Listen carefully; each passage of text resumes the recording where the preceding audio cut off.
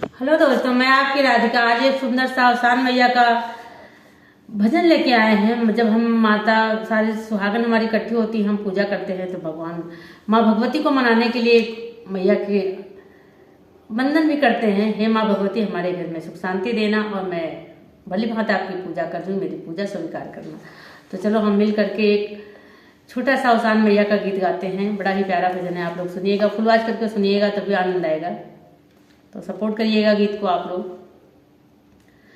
हमारी अवसाना मैया बड़ी सुंदरी, वो तो डोला चढ़ी आवली हमार नगरी, वो तो डोला चढ़ी आवली हमार नगरी।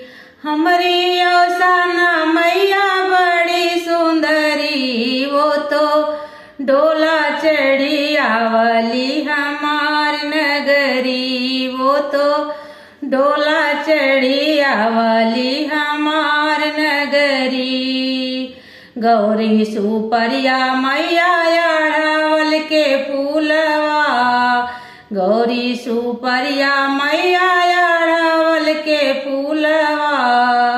कलसा धरई बेकोर गगरी, वो तो डोला चढ़ी आवली हमार नगरी, वो तो डोला चढ़ी आवली हमार नगरी।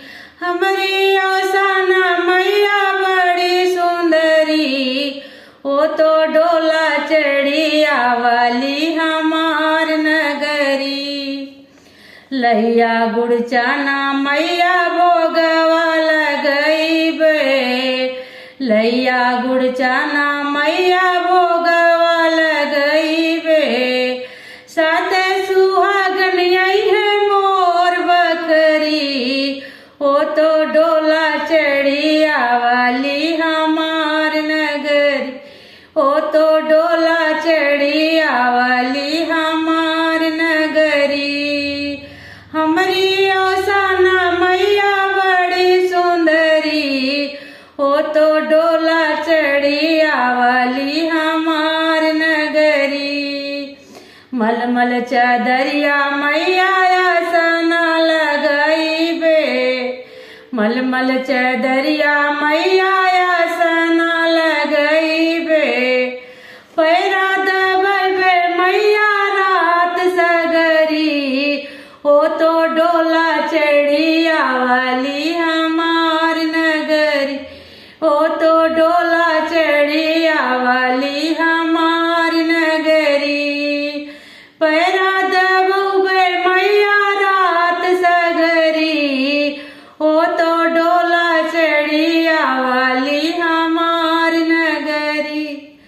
हमारी अवसाना मैया बड़ी सुंदरी, वो तो डोला चढ़ी आवली हमार नगरी। ये गीत आप लोगों को कैसा लगा? प्यारा सा कमेंट करके जरूर बताइएगा।